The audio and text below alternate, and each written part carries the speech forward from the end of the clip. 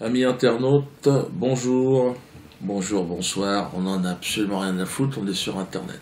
Donc sur Internet, le temps n'existe pas. Soutien à Bachar al-Assad, vous le savez, ils veulent lui casser la gueule. Ah, là, ils sont montés au créneau, là. Donc non, moi je suis contre cette intervention, donc je le dis.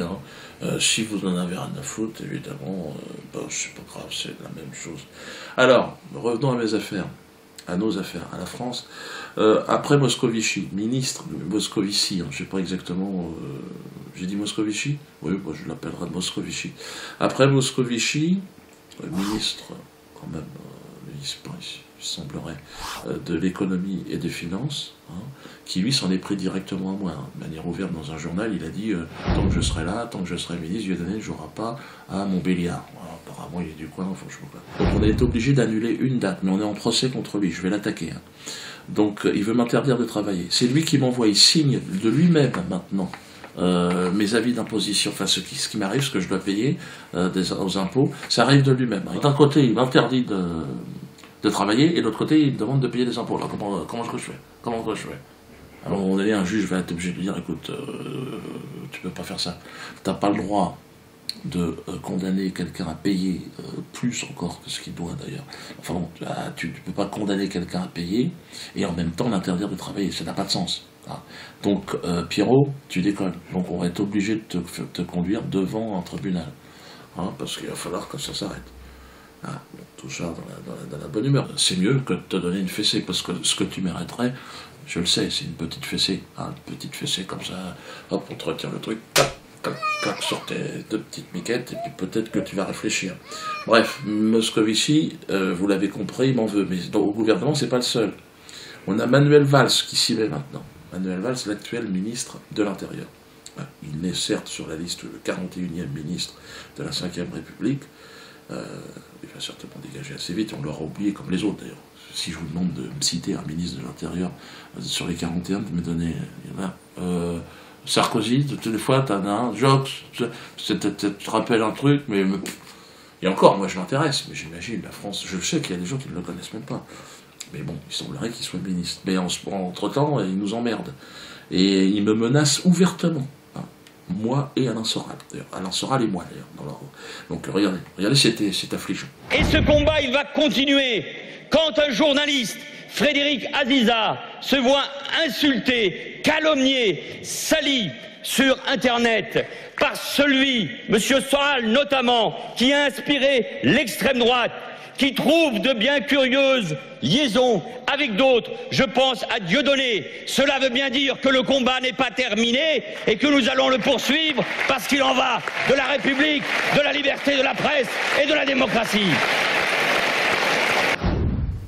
Nous serions, selon cet homme, vous l'avez bien entendu, une menace, un danger pour la République. Moi, Dieudonné Mbala, un humoriste, un bouffon, et Alain Soral, un écrivain polémiste, qui aime bien faire chier le monde. Donc, les gars, la République, elle est en sécurité avec une brêle pareille. Vous imaginez bien que ça n'a pas de sens. Bon, vous avez constaté en plus la mauvaise qualité de son jeu d'acteur. Très très très mauvais. On dirait un acteur de film porno. A relaxed ass is a happy ass. But if it's a tight and unrelaxed ass, it's an unhappy ass. Il manque cruellement de charisme, cet homme, du fait, à mon avis, d'une absence totale de conviction profonde. Il est détesté par la police, d'ailleurs, il y a des policiers qui viennent me voir, regardez les policiers qui font des quenelles. Bad boys, what you gonna do?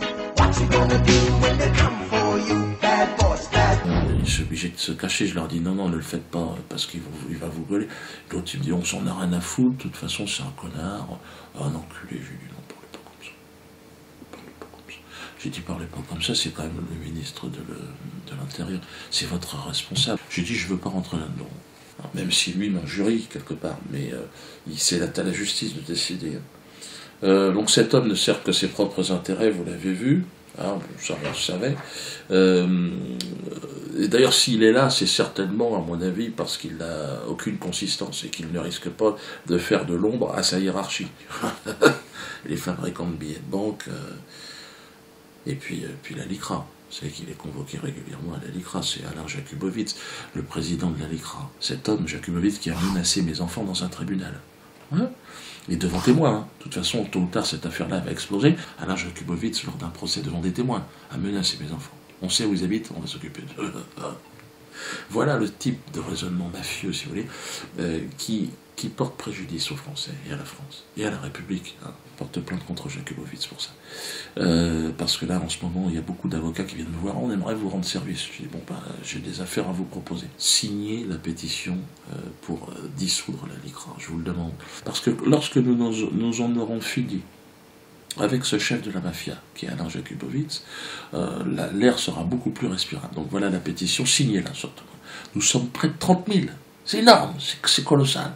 Sachez que là, nous mettons le doigt sur quelque chose qui va forcément créer des réactions. Doucement, doucement, on avance. Hein. Alors, pour revenir à Manuel Valls, il a quand même une capacité de nuisance importante. Hein. Même si elle est limitée dans le temps, il est là que pour quelques années, il va certainement disparaître, certainement dégagé avec l'eau du bain, comme on dit, hein, pour ne pas dire l'eau des chiottes. Mais ce petit soldat israélien, veule et docile, tente en plus de nous jouer les gros bras. Vous avez vu cet air de Mussolini, mais bon, Mussolini, moitié trisomique, moitié on ne sait pas. Regardez ce qu'il fait. Et ce combat, il va continuer quand un journaliste, Frédéric Aziza, se voit insulté, calomnié, sali sur Internet par celui, M. Soral notamment, qui a inspiré l'extrême droite, qui trouve de bien curieuses liaisons avec d'autres. Je pense à Dieudonné. Cela veut bien dire que le combat n'est pas terminé et que nous allons le poursuivre parce qu'il en va de la République, de la liberté de la presse et de la démocratie. Toujours à se plaindre hein, pour la démocratie, qui veut sauver la démocratie. Il aurait une mission, ce serait de lui d'instaurer une démocratie. Mais quel est l'abruti qui peut encore croire que nous sommes en démocratie, mon pauvre ami? Nous sommes dans un système où le mensonge est roi. Souvenez-vous, il y a un an. Le changement, c'est maintenant. Le changement, c'est maintenant. Le changement, c'est maintenant. Non, mais j'avais été prémonitoire. Hein. Une dans ta gueule, une dans ton cul. Voilà ce qui s'est passé, et voilà où on en est. Tu vois, la double quenelle, on se l'est pris, on se l'est mangé. Et aujourd'hui, ils parlent de liberté d'expression en me fermant la gueule. Oui, il faut leur fermer la gueule pour la liberté d'expression. Mensonge. Ce gouvernement de mercenaires qui s'apprête d'ailleurs à faire la guerre, carrément. Vous imaginez des mecs comme ça, comme François Hollande, Fabius, l'homme du sang contaminé, qui nous dit que Bachar al-Assad ne mériterait pas de vivre. J'ai dit à mes interlocuteurs que quand on entend ça, et je suis conscient de la force de ce que je suis en train de dire, M. Bachar al-Assad ne mériterait pas d'être sur la terre. Parce que c'est une opération de destruction d'un peuple qui est en train d'accomplir. Maintenant, on veut aller se battre contre la Syrie, et l'Irak et la Côte d'Ivoire, et la Libye. Là, on a laissé un terrain de boule là-bas. Je vous le dis tout de suite. Hein. Ils ont fait un couloir humanitaire entre les Rothschild et les puits de pétrole. C'était ça. C'est le couloir humanitaire. Et en plus de ça, la Syrie, je dis aux soldats français, n'y allez pas. Vous allez tous mourir. N'oubliez pas que derrière cette guerre, c'est la Russie et c'est la Chine. Autant vous dire que la France, bon, même si on a inventé le bilboquet, à un moment donné, il faut savoir ce qu'on vaut. On vaut que dalle, il ne faut surtout pas y aller.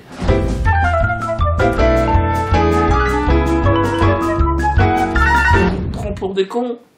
On vous envoie vous faire buter, vous revenez égorgé dans des boîtes en bois. Parce que vous n'êtes pas préparé, vous êtes envoyé vous allez vous battre en Syrie. Eh ben franchement, hein, vous allez revenir dans des boîtes en bois, pas en chocolat. Mais enfin, et puis ça sera en plus toute l'équipe de la racaille qui sera là, qui va prendre dans vos bras votre famille. Oh putain, franchement, t'imagines toi, tu crèves et tu te dis putain, il va y avoir Moscovici qui va prendre ma. En plus t'as vu qu'il aime les gamines l'autre. Hein.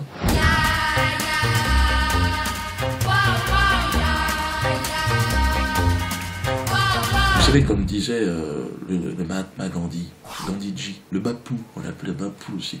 Mais ça c'est bizarre, parce que ça, Bapou, c'est bizarre.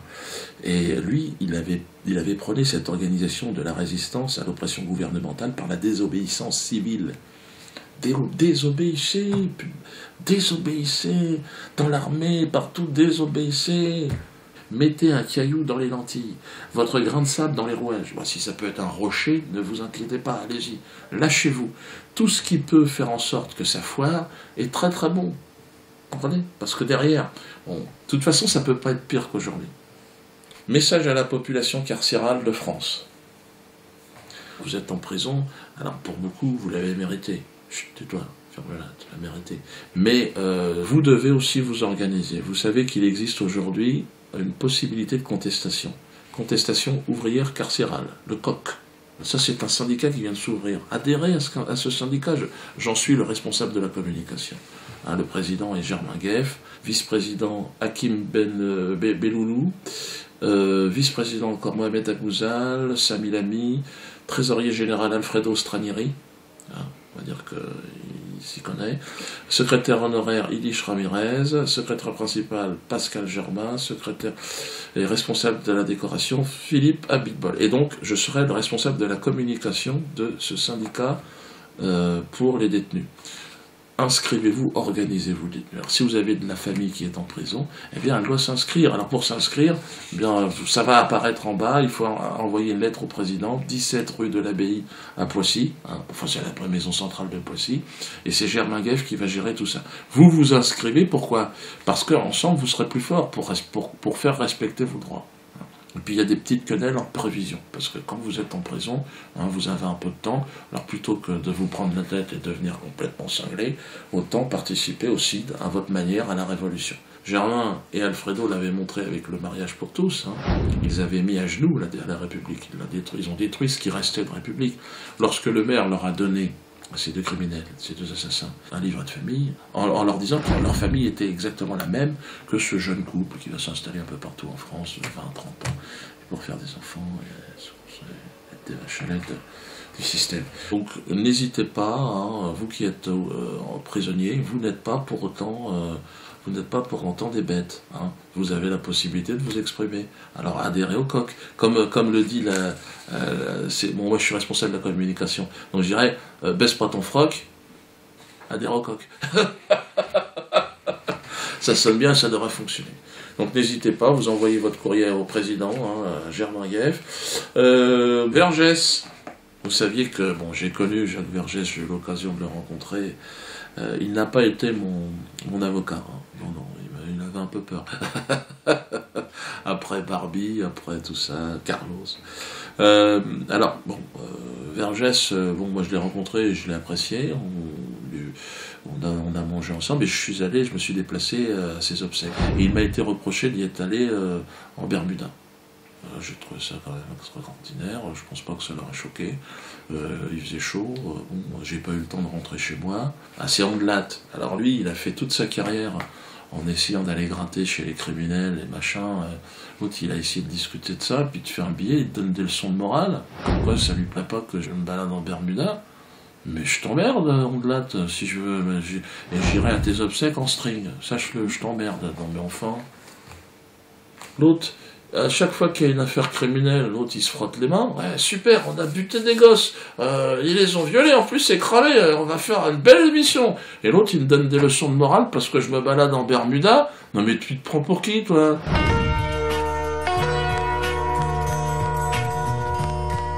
Voilà, j'en ai dit assez, je serai en tournée à Nantes. Première date de tournée. Ils mettent énormément de pression, donc très important aussi, hein, par rapport à Moscovici et à Valls, qui veulent m'emmerder, me casser les couilles. Valls, qui est, bon, en plus d'être méchant, n'aime pas les nègres. Comment ça va? Ça va bien? Ouais. Une belle image. Belle image de la ville d'Evry. On me met quelques blancs. Non, quelques blancs, quelques white, quelques blancos. Pour moi, il n'est pas ministre. Non. Moi, au niveau président, je me suis arrêté à Pétain.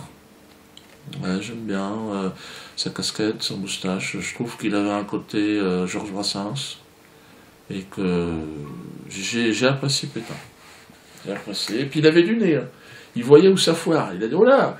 Tu vois, il voyait, et si on se remémore bien ce qu'il a dit, je pense qu'on se sortirait peut-être de la merde. On récupérerait peut-être le triple A.